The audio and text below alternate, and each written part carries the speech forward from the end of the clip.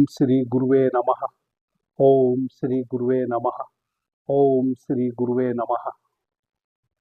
The dark light channel पर आप सभी मित्रों का आज की प्रश्नोत्तर चर्चा में मैं स्वागत करता हूं। आदरणीय मित्रों, बहुत से मित्रों के प्रश्न हैं कि गुरुजी कोई ऐसा मंत्र बताएं सभी प्रकार के दारिद्र दुख समाप्त हो जाए। आज मैं एक ऐसा ही मंत्र आपके समक्ष लेकर आया हूं जो बहुत सहज है। प्रत्येक व्यक्ति उस मंत्र का उच्चारण कर सकता है और लाभ कमा सकता है। आदरणीय मित्रों, सर्वप्रथम तो हम दुख और दारिद्र्य क्या है उसको समझ लेते हैं, क्योंकि जब तक हम किसी भी चीज के विज्ञान को ना समझें तब तक सर्वप्रथम तो हमारा भरोसा नहीं जमता। जब तक हमारा भरोसा नहीं जमता तब तक फिर हम उस मनोयोग से उस कार्य को नहीं करते। यदि हमें भरोसा हो, विश्वास हो, अंधविश्वास नहीं, विश्वास, तो एक साधारण सा मंत्र भी जिस उद्देश्य हेतु हम उस मंत्र का उपयोग करते हैं, उच्चारण करते हैं, वह भी हमारे जीवन में सभी प्रकार के संकटों को दूर करने वाला बन जाता है। यदि श्रद्धा हो, विश्वास हो, तो आप अंधविश्वास में ना पड़ें। इस कारण से यह जान लेना जरूरी है कि दरिद्रता क्या होती है, दुख क्या होता है, और किसी भी मंत्र के माध्यम से हम दरिद्रता को दूर कैसे कर सकते हैं। क्या एक मंत्र मात्र से हमारी दरिद्रता समाप्त हो सकती है? मैं कहता हूं 100% हो सकती है, होती रही है और होती रहेगी। आदरणीय मित्रों, किन्हीं भी कारणवश हमारे ही चेतना के किसी तल पर कोई ऐसी नेगेटिव शक्ति स्थापित हो जाती है, या तो किसी के द्वारा प्रेषित की हुई या स्वयं के कभी किसी भावावेश में या किसी दुख के समय में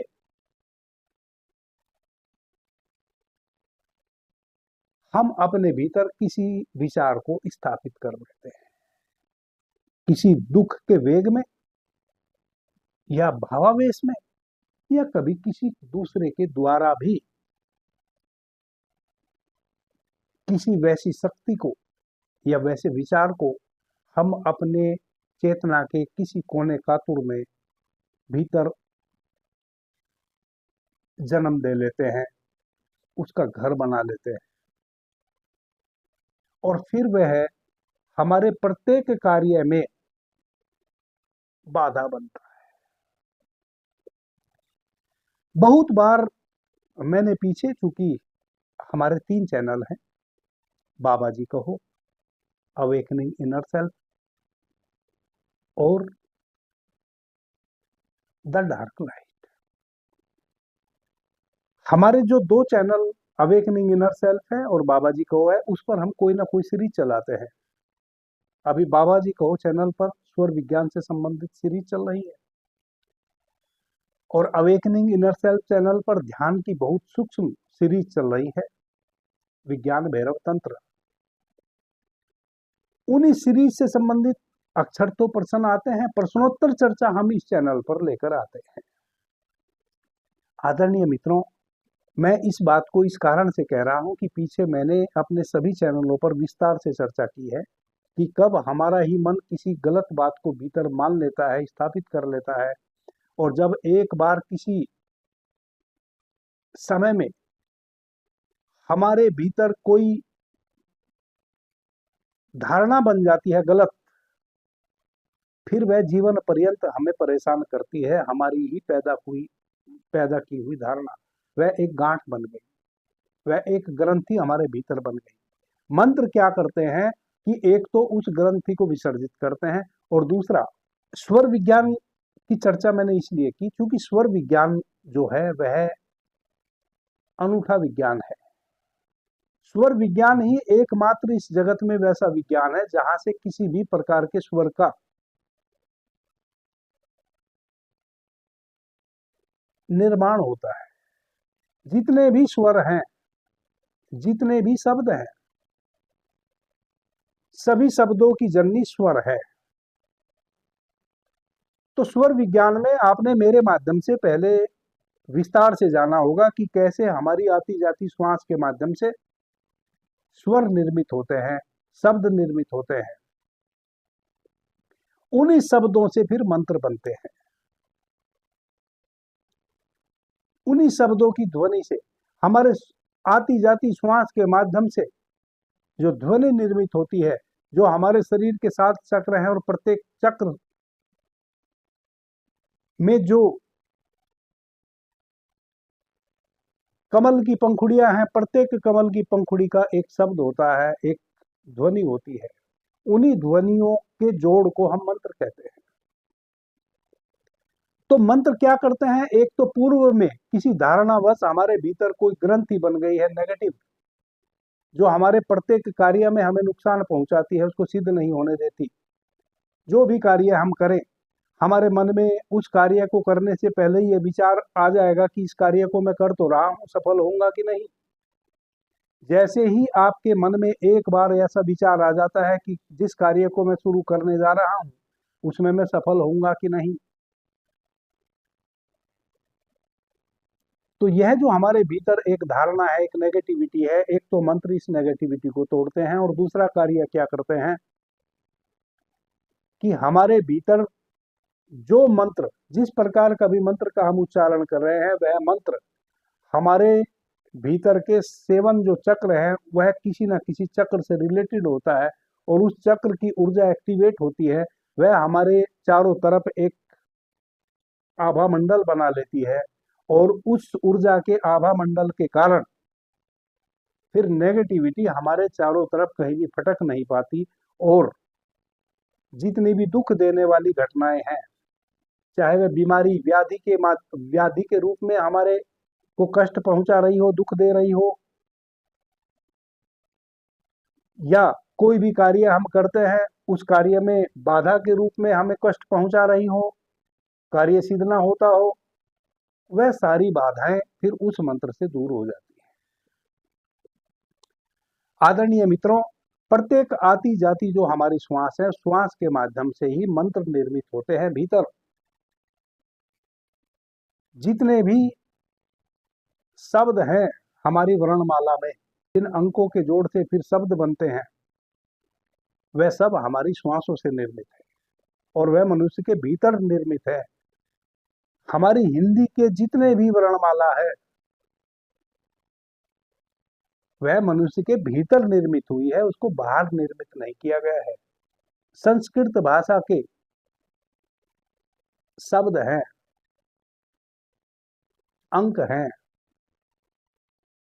वह सब मनुष्य के भीतर से निर्मित हुए हैं। आप कभी भी इस गलती में मत पड़ना कि वह कहीं बाहर बस गढ़ दिए गए हैं किसी के द्वारा, ना, वह हमारी आती जाती श्वास के माध्यम से एक एक शब्द सूक्ष्म रूप में, ध्वनि रूप में भीतर प्रकटित होता है। उसी को जब हम ध्यान की गहन अवस्था में होते हैं, समाधि की गहन अवस्था में होते हैं, उस शब्द को फिर हम पकड़ पाते हैं। लम, वम, रम, हम, यह सब ध्वनियां हमारे भीतर उत्पन्न होती हैं। उन शब्दों को फिर जोड़ा जाता है, जोड़ के फिर एक मंत्र बनता है। आदरणीय मित्रों, एक अक्षरीय जो मंत्र होता है, एक अक्षर का, वह मंत्र होता है, उसको कहते हैं बीज मंत्र। कोई भी मंत्र हो, वह हमारे भीतर एक विशेष ऊर्जा को निर्मित करता है और जो हमारा उद्देश्य है, हमारे ऋषियों ने, मनीषियों ने, महर्षियों ने अलग अलग उद्देश्य की प्राप्ति हेतु अलग अलग प्रकार के मंत्र, अलग अलग प्रकार के अक्षरों को जोड़कर एक मंत्र को निर्मित किया है।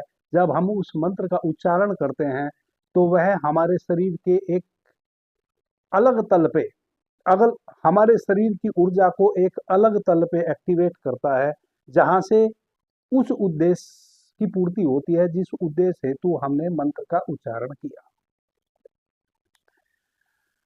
मैंने पहले भी कई बार कहा है, राजा वीर विक्रमादित्य एक ऐसा गीत गाते थे कि जब वह उस गीत को गाते थे, गीत यानी कि मंत्र,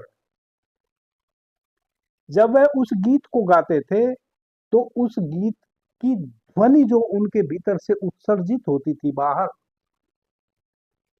तो कहते हैं कि बुझा हुआ दीपक वापस से जल जाता था। इतनी शक्ति उस ध्वनि से निर्मित होती थी। जो वह गीत गाते थे, जो जिस मंत्र का वह उच्चारण करते थे, जब बाहर उस मंत्र का वह उच्चारण करते थे, उस मंत्र की टकराहट से इतनी ऊर्जा निर्मित हो जाती थी कि बुझा हुआ दीपक वापस से जल जाता था। उसको कहते थे दीपक राग मंत्र। तो एक एक मंत्र का अपना अपना ढंग है। उसको किस हेतु से बनाया गया है, वह उस हेतु अगर सही प्रकार से उसका उच्चारण करते हैं तो निश्चित रूप से हमारे लिए वह उस हेतु को उपलब्ध, उस हेतु को साधने के लिए पर्याप्त हो जाता है। आदरणीय मित्रों, जैसे कि आप समझ गए होंगे कि दुख दरिद्र क्या है। कभी ना कभी पूर्व में किसी के द्वारा कोई नेगेटिव ऊर्जा हमारी ओर कभी प्रेषित की गई हो, जिसको हमने गलती से ऑब्जर्व कर लिया है, अपने भीतर कहीं ना कहीं उसको स्थापित कर लिया है, जन्म दे दिया है। वह ऊर्जा अब कभी भी पॉजिटिव विचार हमारे भीतर आने ही नहीं देती, या पॉजिटिव लोगों को हमारे समक्ष नहीं आने देती। जो भी किसी भी कार्य हेतु हमारे समक्ष आएगा, नेगेटिव कार्य लेके आएगा जिसमें हमें नुकसान होगा। पॉजिटिव व्यक्ति हमारे पास आते से ही, जैसे ही कोई पॉजिटिव व्यक्ति आपके समक्ष आएगा, वह बोझिल महसूस करेगा, वह आपके साथ कार्य कर नहीं पाएगा। वह जिस उद्देश्य से आया है अपने उद्देश्य को जाहिर भी नहीं करेगा और वह आपसे दूर चला जाएगा। वह कब होता है? जब हम किसी नेगेटिविटी से भरे होते हैं, या तो स्वयं से ही कभी ना कभी संकल्प हमारा किसी नेगेटिव विचार का हो गया, या किसी और ने हमारे ऊपर कोई नेगेटिव क्रिया कर दी। कुल अभिप्राय कहने का यह है कि जब आप स्वयं नेगेटिविटी से भर जाते हैं, तभी आपके समक्ष वैसा होता है कि आप जो भी कार्य करना चाहते हैं वह कार्य आपका संपूर्ण नहीं होता। और जितने भी अच्छे लोग हैं जो आपके साथ यदि जुड़े, और आपके साथ जुड़ने के पश्चात वह स्वयं भी और आपको भी एक उचित ऊंचाई तक लेके जाएं, आपका भी भाग्य बदले, उनका भी भाग्य बदले, वैसे लोग आपके समक्ष ठहर नहीं पाते हैं। आपके पास जो भी आएंगे नेगेटिव लोग आएंगे, आपकी बातें भी नेगेटिव लोगों को ही अच्छी लगेगी और आपको भी नेगेटिव लोगों की ही बातें अच्छी लगेंगी। कोई पॉजिटिव व्यक्ति आपके जीवन में किसी भी रूप में यदि आ गया, कोई यदि, जैसे मैं यदि बात कर रहा हूं, अगर मेरी बात अच्छी है तो आप अपने टीवी को बंद कर देंगे, मुझे सुनेंगे ही नहीं। आदरणीय मित्रों, इस प्रकार से जो भी अच्छे विचार हैं वह हमें बुरे लगने लगते हैं। वह हमारे भीतर कहीं ना कहीं, हमारे भीतर की जो नेगेटिविटी है वह सही विचारों को हमारे समक्ष आने ही नहीं देती। गलती से आ जाए तो उसको ठहरने नहीं देती। हमारे जीवन में नाना प्रकार की कठिनाइयां आती। जो मंत्र आज मैं बता रहा हूं बहुत महत्वपूर्ण मंत्र है, शास्त्रोक्त मंत्र है, मेरा अपना गढ़ा हुआ नहीं है। इस मंत्र को कहते हैं दारिद्र्य दुख नाशक मंत्र। मंत्र इस प्रकार है: ओम दुर्गे स्मृता हर्षि भीतिम शेष जंतो स्वस्थ स्मृता मति मतीव शुभाम ददासी। दारिद्र्य दुख भय हारिणी का त्वंदया सर्वोपकार करनाय सदा द्रम चित्ता कलीम नमः। आदरणीय मित्रों, इस मंत्र को लिखकर मैं स्क्रीन पर चला दूंगा, आप इसको नोट कर लेंगे। इस मंत्र को कैसे उच्चारण करना है, क्या क्या सामग्री आपको इसके लिए चाहिए, उसको भी आप नोट कर लें। एक लकड़ी की चौकी ले आइए, 6-8 इंच ऊंची एक चौकी ले आओ, अधिक ऊंची ना हो, 6 से 8 इंच ऊंची हो और इतनी बड़ी हो, चकोर हो, जिस पर आप आराम से बैठ सके। एक रेशमी वस्त्र का आसन आप उस चौकी पर बिछा लें। एक दुर्गा माता की मूर्ति ले ले, मिट्टी की बनी हुई हो या कागज की ना हो, या तो मिट्टी की बनी हो या किसी धातु की बनी हो। अगरबत्ती और एक घी का दीपक और सुगंधित अगरबत्ती, ज्यादा कुछ चाहिए नहीं। प्रातः सूर्योदय से पहले आप स्नान इत्यादि कर लें, हल्के फुल्के वस्त्र पहने,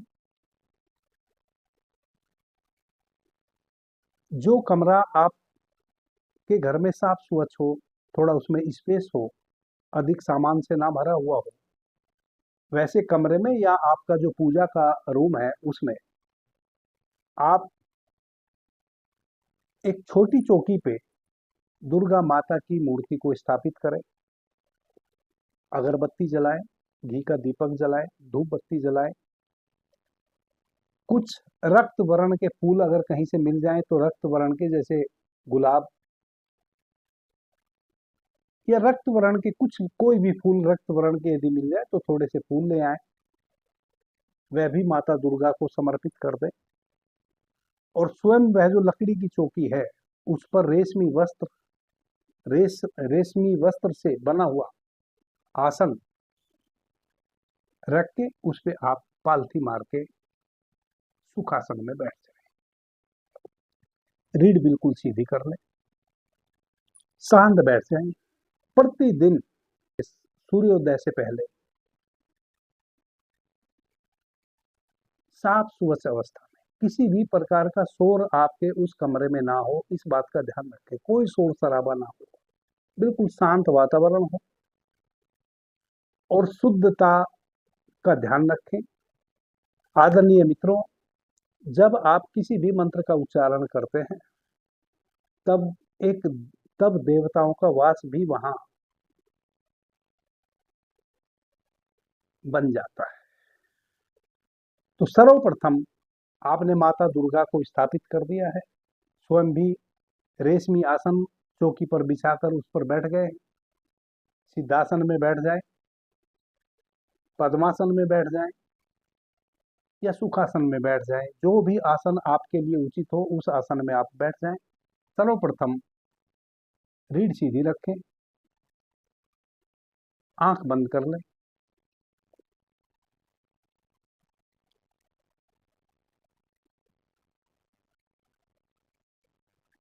माता दुर्गा को नमन करें,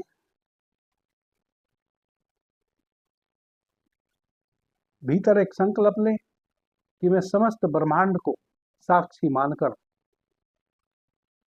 21 बार इस मंत्र का उच्चारण कर रहा हूं, और जिस हेतु मैं इस मंत्र का उच्चारण कर रहा हूं, मेरी सर्व मनोकामनाएं इस मंत्र के उच्चारण करने से पूर्ण होंगी। मैं पूरे अस्तित्व को, समस्त ब्रह्मांड को साक्षी मानकर इस मंत्र का उच्चारण कर रहा हूं, इस मंत्र को सिद्ध कर रहा हूं। 21 टाइम केवल आपने इस मंत्र का उच्चारण करना है, 21 दिनों तक, केवल 21 टाइम। आप 21 टाइम इस मंत्र का उच्चारण करें, लगातार 21 दिन तक, बीच में कोई गैप ना हो। जब आप इस मंत्र को शुरू करें तो अपने सारे कार्यों को इस प्रकार से निपटा लें कि आप जिस स्थान पर बैठकर आज आप इस मंत्र का उच्चारण करेंगे, 21 दिन तक उसी स्थान पर बैठकर आपने इस मंत्र का उच्चारण करना है। उस स्थान पे कोई दूसरा व्यक्ति आके बैठे ना, उस स्थान पे कोई पैर ना रखे आके, इस बात का विशेष ध्यान रखना है। उस जगह को किसी कपड़े से घेर देना है ताकि कोई दूसरा व्यक्ति, दिन भर परिवार का कोई सदस्य उस स्थान के ऊपर पैर न रखे, वहां बैठे नहीं। आप प्रतिदिन सूर्योदय से पहले स्नान इत्यादि करके, सभी प्रकार के मल मूत्र का त्याग करके, यदि आप कब्ज के शिकार हैं, कॉन्स्टिपेशन के शिकार हैं, तो कैस्टर ऑयल रात में ले लें ताकि आपका पेट साफ हो जाए। क्योंकि पेट अगर साफ नहीं होगा तो मन में उद्विग्नता रहेगी, आप प्रसन्नता पूर्वक इस मंत्र का उच्चारण नहीं कर पाएंगे और हो सकता है गंदी स्मेल भी आपके शरीर से विसर्जित हो। तो रात्रि में आप कैस्टर ऑयल ले लें, एरंड का तेल आता है, उसको 20 से 25 ml एक गिलास गर्म पानी या एक गिलास दूध में डालकर सोने के समय सेवन कर लें। सुबह आपका पेट साफ हो जाएगा। नित्य कर्मों से निवृत्त होकर आप प्रतिदिन 21 दिन तक सूर्योदय से पहले इस मंत्र का उच्चारण करें। 21 दिन में यह मंत्र सध जाएगा। जब यह मंत्र सध जाए तब आप किसी भी कार्य को जब भी करने जाने या कोई भी विचार किसी नए कार्य को करने का आपके भीतर हो, आप अपनी दुकान जा रहे हैं, आप किसान हैं अपनी खेती करने जा रहे हैं, आप नौकरी वाले हैं नौकरी पे जा रहे हैं, अपनी ड्यूटी पे जा रहे हैं, जब भी आप किसी भी कार्य हेतु अपने घर से निकले या किसी कार्य की भी शुरुआत करें, एक बार आप इस मंत्र का उच्चारण पूरे मनोवेग से आंख बंद करके माता दुर्गा का ध्यान करते हुए करें। आपको सभी कार्यों में हमेशा सफलता मिलती चली जाएगी। आदरणीय मित्रों, इस बात को आप सदैव ध्यान रखें। मैंने एक मंत्र कैसे कार्य करते हैं, कैसे आपके ऊर्जा के तल बदलते हैं किसी भी मंत्र से, वह तो बताया ही। और सूक्ष्म विज्ञान मंत्र का यदि आपने जानना है तो आपको स्वर विज्ञान को जानना पड़ेगा। दूसरी बात यह है कि जब कोई मंत्र सिद्ध हो जाता है और हम उसका किसी भी कार्य को करने से पहले उच्चारण करते हैं, उस समय हमारे मन में भाव तो यही रहता है ना कि मैं जिस कार्य को करने जा रहा हूं वह सिद्ध हो। जब आप शुद्ध मन से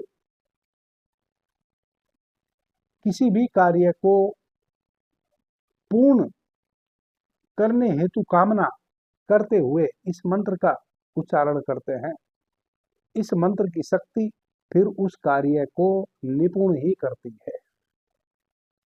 वह कार्य आपका बनता ही बनता है। अगर किसी भी प्रकार का दुख दारिद्र आपके परिवार में आपके घर में है और किसी भी प्रकार की कोई व्याधि है कि मेरे घर में, कई बार घर में हमारे पूरे घर में ही गलत ऊर्जा का वास हो जाता है, तो प्रतिदिन आप इस मंत्र का उच्चारण करें, अपने पूजा स्थल में बैठ जाए, 5 बार आप इस मंत्र का उच्चारण करें। 1 लोटा जल अपने बाएं हाथ की हथेली पे 1 लोटा रख लें जल का भर के, और उस पे दाहिना हाथ ऐसे ऊपर रख लें और इस मंत्र का उच्चारण करें। माता दुर्गा का ध्यान करते हुए इस मंत्र का उच्चारण करें और भाव करें कि जो मंत्र का उच्चारण मैं कर रहा हूं, इस मंत्र की शक्ति इस पानी में प्रविष्ट हो रही है, और फिर उस पानी को अपने पूरे घर में छींट दें, प्रत्येक परिवार के सदस्य के ऊपर छींट दें। यदि आप किसान हैं तो अपने खेत के चारों ओर छींट दें। उस जल को आप 1 बाल्टी पानी में यदि डाल देंगे तो वह जल और अधिक हो जाएगा। आप उसको अपने खेत के चारों तरफ छींट दें। एक कुछ कुछ कुछ घास आता है, उसकी 2-4 तिनके ले लें, पंसारी के यहाँ मिल जाएगा, अगर खेत में ना मिले कहीं तो उस कुछ को डुबाएं और ऐसे आप पूरा छींट दें। आपके घर में यदि किसी प्रकार की बाधा है वह देखते ही देखते समाप्त हो जाएगी। आप यदि किसान हैं, आपके खेत में आप देख रहे हैं कि फसल आप कितनी भी मेहनत कर रहे हैं, कितनी भी अच्छे से निराई गुड़ाई कर रहे हैं, खाद इत्यादि पानी इत्यादि का ध्यान रख रहे हैं, फिर भी फसल उस अनुपात में नहीं हो रही है। कई बार आपके खेत में भी नजर लग जाती है किसी की, तो अपने खेत के चारों ओर भी उस कुछ घास के साथ आप इस मंत्र का उच्चारण करते हुए अपने घर में बैठे जल को पवित्र करें। मंत्र का उच्चारण करते हुए उसी जल को फिर आप अधिक जल में मिला के अपने खेत के चारों ओर कुछ के घास से आप छींटा लगा के इस भाव से कि आज जो भी नेगेटिव दृष्टि किसी की मेरे खेत पे पड़ी है उसको आज मैं नष्ट कर रहा हूँ, और वह नेगेटिव स्थिति नष्ट हो जाती है, आपका खेत बुरी नजर से मुक्त हो जाता है। मंत्र बहुत शक्तिशाली है। इस प्रकार से मंत्र की शक्ति कार्य करती है। अभी कई मंत्र मुझे और आपको बताने हैं, बारी बारी से बीच बीच में मैं उनकी भी चर्चा करूंगा। अभी के लिए इतना ही। आपने मुझे ध्यान से प्रेम से सुना, उससे मैं बहुत अनुग्रहित हूँ। सभी मित्रों का धन्यवाद, प्रणाम, जय श्री राम।